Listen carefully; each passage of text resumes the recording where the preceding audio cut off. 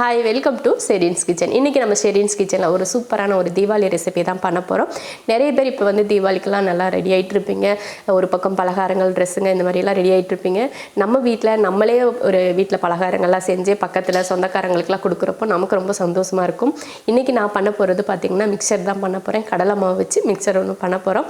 இதுக்கு முன்னாடி பாத்தீங்கன்னா நான் ராகி மாவுல வந்து மிக்சர் பண்ணியிருந்தேன். அது உங்களுக்கு நிறைய பேருக்கு அது யூஸ்ஃபுல்லா இருக்கும் நம்புறேன். ஏன்னா நிறைய பேர் வந்து சிறுதானியங்கள்ல வந்து இந்த மாதிரி ஸ்நாக்லாம் செஞ்சு சாப்பிடுவாங்க. அவங்களுக்கு இது ரொம்ப யூஸ்ஃபுல்லாக இருக்கும்.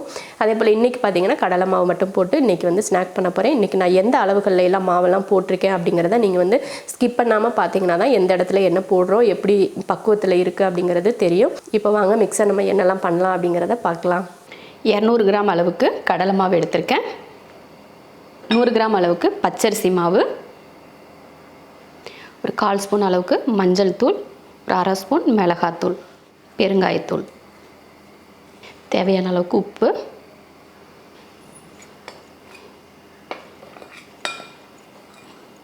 அவ்வளோதான். நல்லா கலந்ததுக்கப்புறமா கொஞ்சம் தண்ணி ஊற்றி நல்லா முறுக்கு மாவு பக்குவத்துக்கு பிசைஞ்சிக்கலாம்.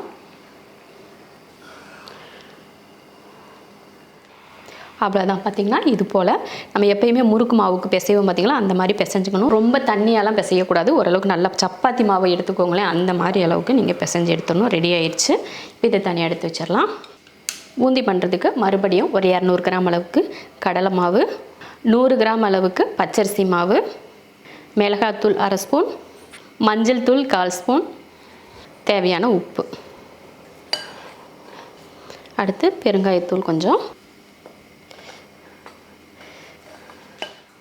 தேவையான தண்ணி ஊற்றி கலந்துடலாம். நல்லா ஒரு தோசை மாவு பக்குவத்துக்கு இதை நம்ம வந்து கலந்துக்கணும்.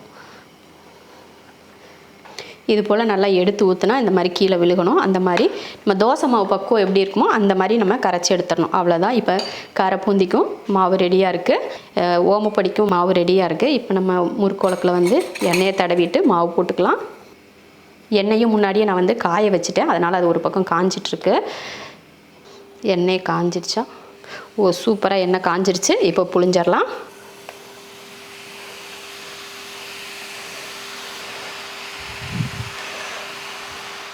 நல்லா அந்த பொங்குறது அடங்குனதுக்கு அப்புறமா எடுத்துடணும். பார்த்திங்கன்னா அந்த எண்ணெய் கொதிக்கிறது வந்து இந்த மாதிரி நல்லா அடங்கணும். அப்போ தான் அந்த ஈரப்பதம் இல்லாமல் வெந்திருக்குன்னு அர்த்தம். இப்போ வந்து எடுத்துடலாம். நல்லா எண்ணெயை வடிச்சிட்டு வேறு இதில் பாத்திரத்தில் மாற்றிடலாம். பாருங்கள், மாவு ரொம்ப கரெக்டாக ரெடியாக இருக்குது. இது போல் தான் இருக்கணும். அப்போ தான் உங்களுக்கு வந்து ஈஸியாக வந்து எண்ணெயில் விழுகும் மாவு. இந்த மாதிரி நான் வந்து ஒரு கரண்டி வச்சுருக்கேன். நம்ம வீட்டில் வச்சுருப்போம் இல்லையா ஜல்லி கரண்டி, அந்த மாதிரி நான் ஒரு கரண்டி தான் எடுத்திருக்கேன். அதில் ஒரு கரண்டி மாவு விட்டுறலாம்.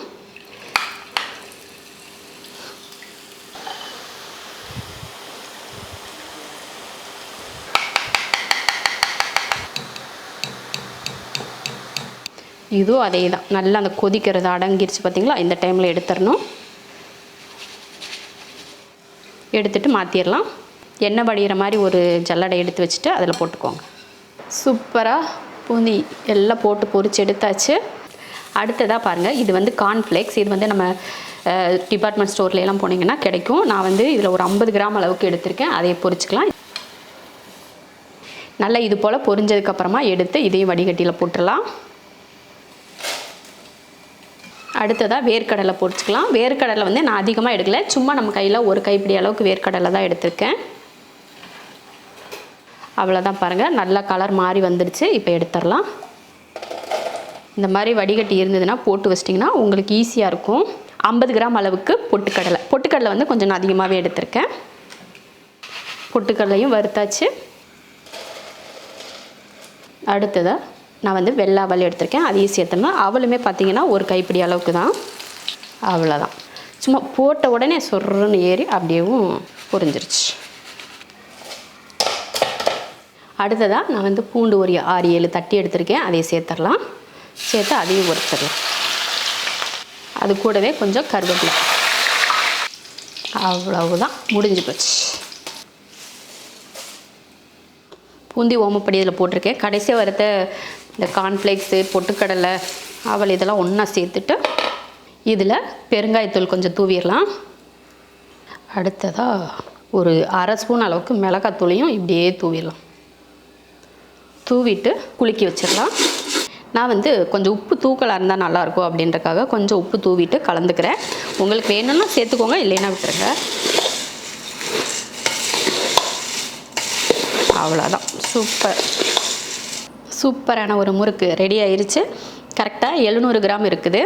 இதே போல் மிக்சர் நீங்களும் இதே அளவுகளோட செஞ்சு பார்த்துட்டு எப்படி இருக்குன்னு சொல்லிட்டு கமெண்ட்டில் சொல்லுங்கள். பிடிச்சிருந்தா லைக் பண்ணிவிட்டு ஷேர் பண்ணிவிட்டு நம்ம ஷெரின்ஸ் கிச்சன் சேனலை சப்ஸ்கிரைப் பண்ணுங்கள்.